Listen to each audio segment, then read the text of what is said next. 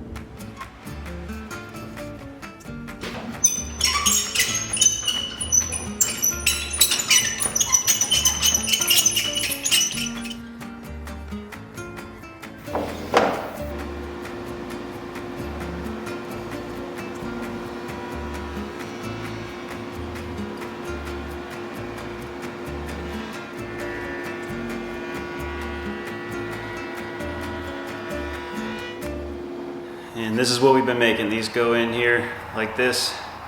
Panel goes inside, glue them up, and much easier than the last time I did it. I hand cut mortise and tenon joints last time. I did that for experience, and it was fun, but it's not really practical when you have a lot of things to do and you got to get stuff done. All right, I got these cabinet faces for the stove side all finished and laid out how I want, so I'll show you guys. And then I gotta move them because I need my assembly table space to kind of make sure that I'm laying stuff out and keeping track of it the way I want. Like I've got this, bit of darker grain flowing through the bottom here, and same with the top. And I need to have them out there or I'll lose pieces. And like I've got this two frames kind of book matched, and same over here, and if I gotta have them all over the place, I'll just lose track of them. Oh boy, so I was working along here somewhat well, doing things in at least some semblance of the correct order, and I did something I did not think would happen. I ran out of wood. So I gotta make 2 more rails here and 4 more stiles. So I had to go back to the store and buy some really garbage pieces of maple. I mean, they're very, very warped. They're both the pith, but I only need stuff 2 1/4 inches wide. And I could do other things, but I don't want to retool.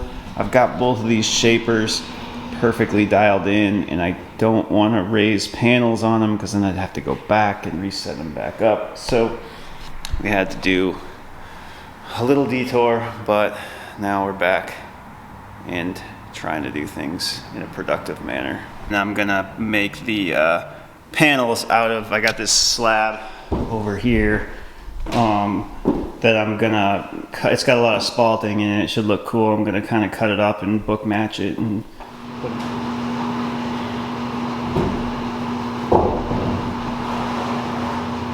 so I made this form so that I could trace out these panels.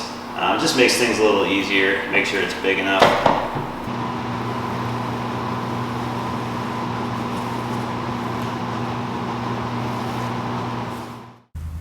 Resawing 8 inches of hard maple takes quite a long time. Needless to say, this clip is very sped up.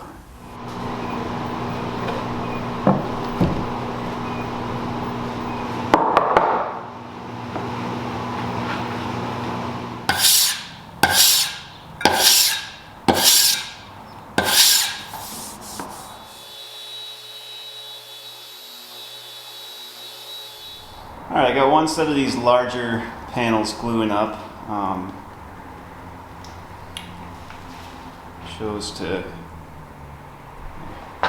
There you go. Chose to book match these. It's easier to manage smaller pieces and glue them together than trying to do like 14-inch wide panels.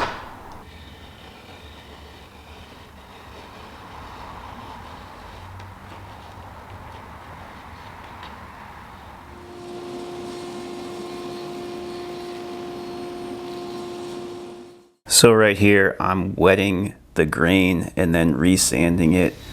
Interestingly enough, on another project that didn't demand quite as good a finish as these cabinet faces, I omitted this step, and after the fact, I went back and touched each surface, and I could not tell a difference between the water popped and non-water popped finishes. I'm pretty well convinced that this is a pointless step. This may be controversial, but I'm curious to know what you think. I'm pretty well decided that I'm going to stop doing this going forward.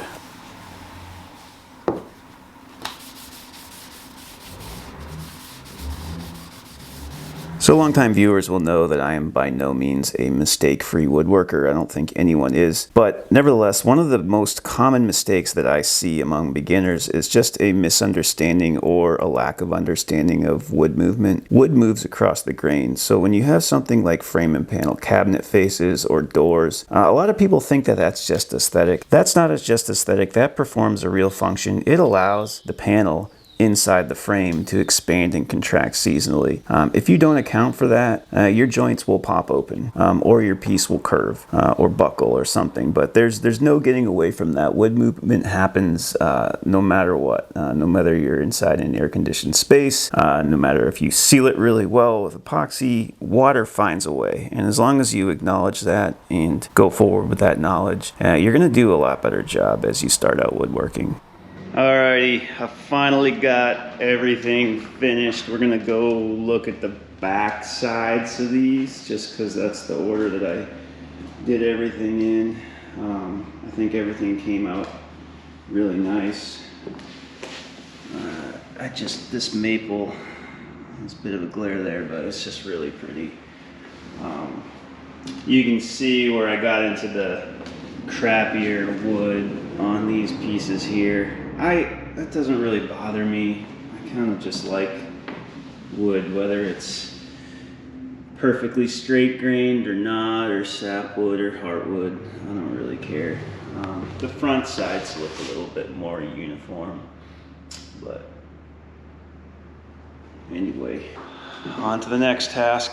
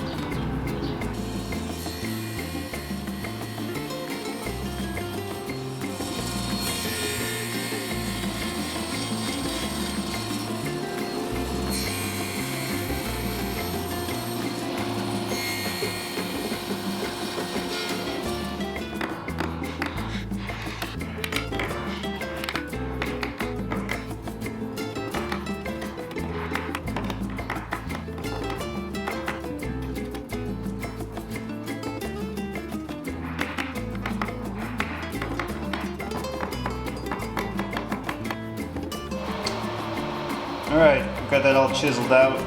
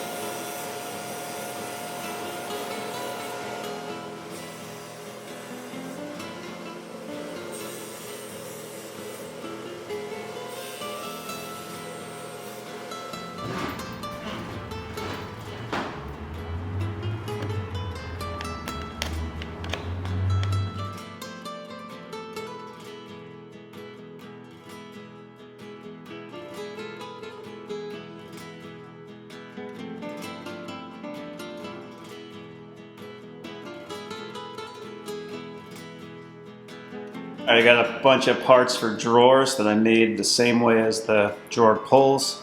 Those are the sides, and these are the fronts. I've done one, and I've got to do 4 more. So we'll get those built same exact way as with the drawer pulls. I'm making a groove in the back of these drawer sides. This will make the next step of tracing out the pins a lot easier. Alright, so this is how I do it. I cut the tails first, and the reason I do that is because it's easier to get in there to mark them. And so I just trace it onto my other piece, and I don't use a pencil. That's one of the biggest mistakes I see is people using a pencil. The pencil is not accurate enough even if it's sharpened. You want the marking knife because you can actually register your chisel into the mark if you need to. Alright, and then just to emphasize why it's important to use a marking knife, I can actually put this in the groove, and you need to transfer these lines down so you can see them on the jig. So I'll transfer them down again with my marking knife.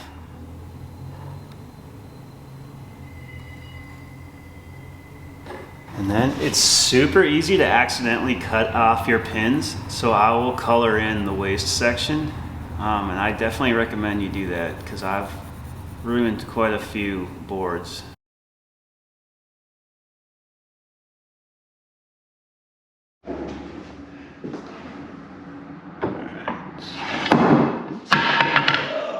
Always happens. It's okay.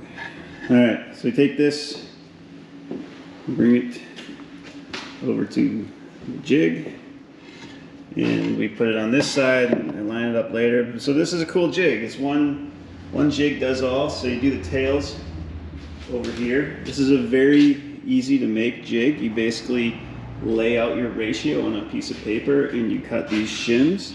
And before you glue these shims here, you use them to position the angles of these boards. And then when you're done and you have these glued up, then you just put these over here and you've got the same angles and ratios throughout. And this particular jig is made for a 1:7 ratio, purely for aesthetic reasons. I think it looks really good.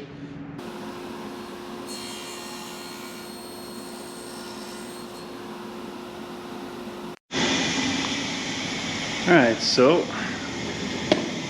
we just did that. We got one there, and we just kind of move it over and do the rest. And when we need the other angle, we do it on this side over here. And it's pretty easy. Alright, and then you're just kind of left with that messy bit there that I clean up with the chisel.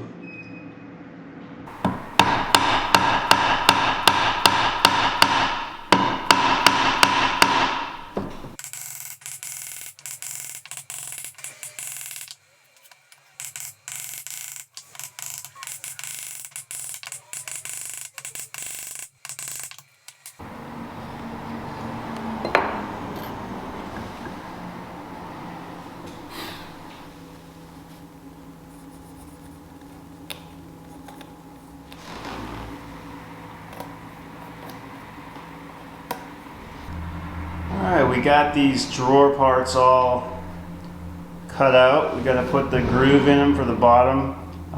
They're poplar. One piece of maple, and then everything else is leftover white oak flooring. The sides I milled down so that they would be thinner. Gonna leave the backs, you know, untouched. And then I made these a little thicker just to make the pins look longer. It's a good idea to mark the side that you want the slot in, because it's a very easy thing to mess up, and you don't want to be recutting an entire drawer. All right, so you could do these slots on the table saw, but I'm going to do them on the shaper because I can do them in one pass. Whereas on the table saw, I'd have to run them through twice to get the thickness I need. All right, and with the setup here, what I'm looking for is to get it as close to this as I can without actually taking out part of the pin.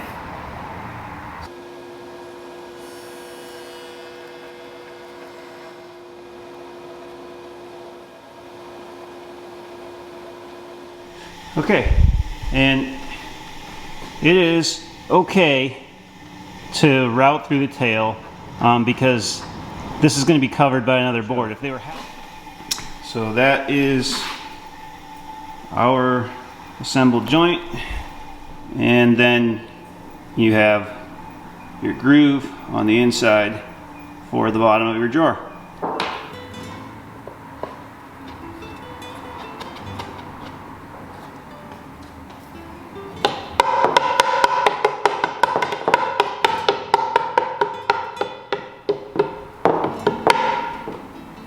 Alright, so these.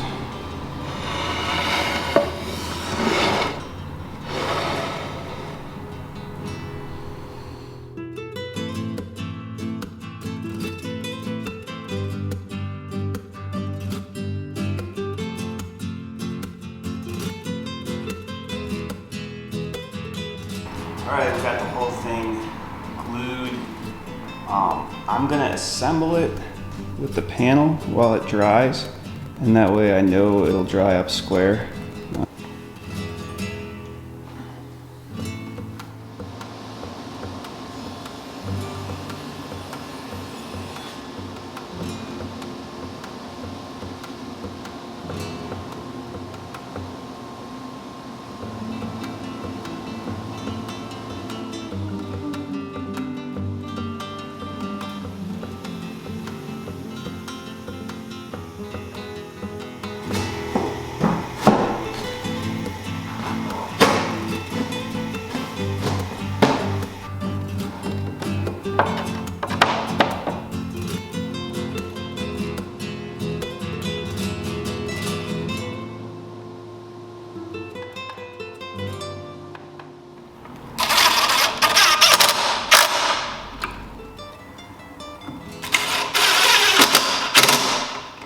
I just installed this upside down.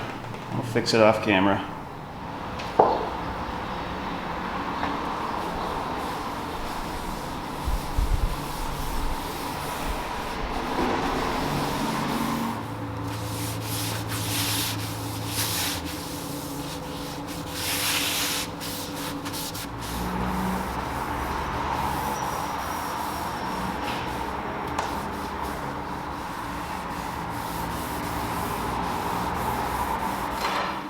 Hey, hand me that drill, will you, Brian?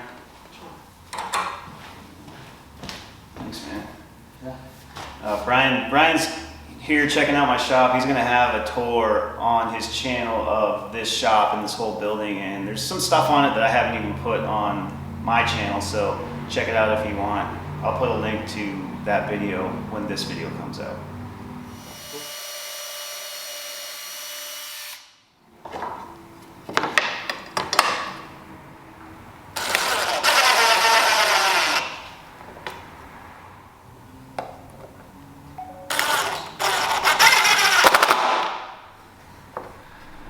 All right, wow, well, that was a lot of work, but these are done. Let's go check them out.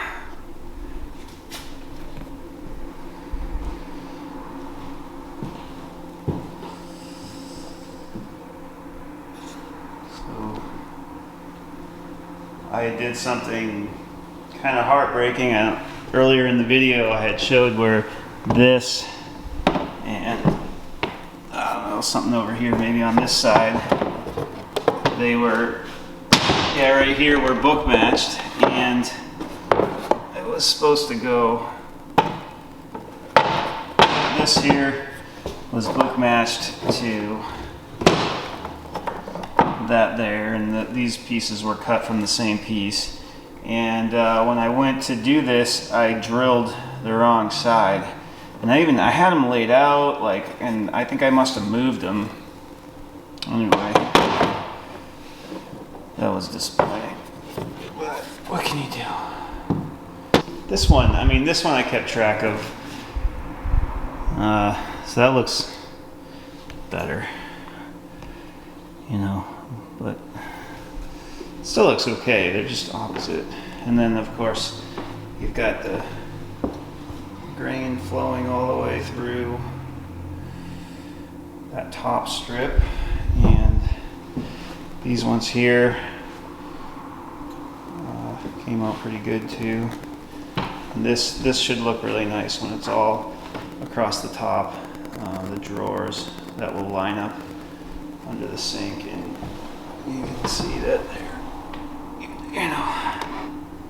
those are all cut from the same piece, as well as this here.